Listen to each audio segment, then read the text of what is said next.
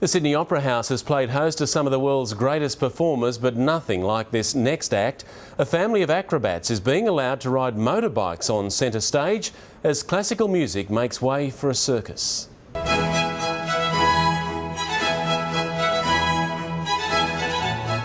The home of classical greats Vivaldi, Puccini, Tchaikovsky just changed its tune.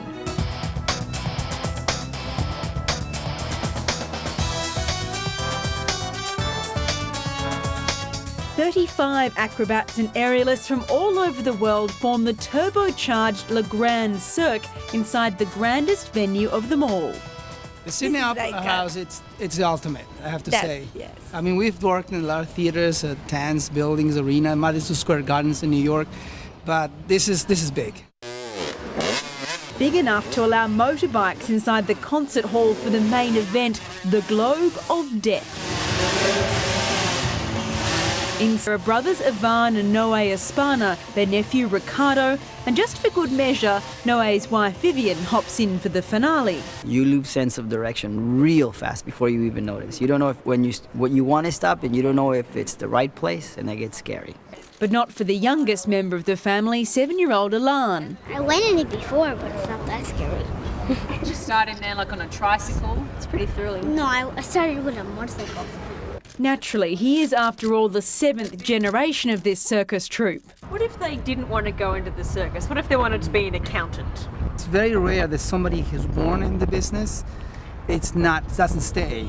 It gets in your blood, and that's just all you want to do. And sorry, Koshi, this does seem like a bit more fun. Sometimes we think if we wouldn't do circus, what would we do? And we're like, but we don't want to stop doing circus. The kids are homeschooled while their parents travel around the world for up to 11 months of the year. Some of our friends think it's kind of crazy, and some of our friends think it's pretty cool.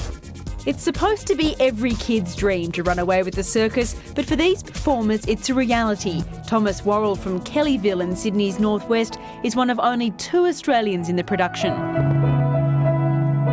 What's it going to be like swinging on that hoop in the middle of the concert hall? At the moment, extremely nerve-wracking.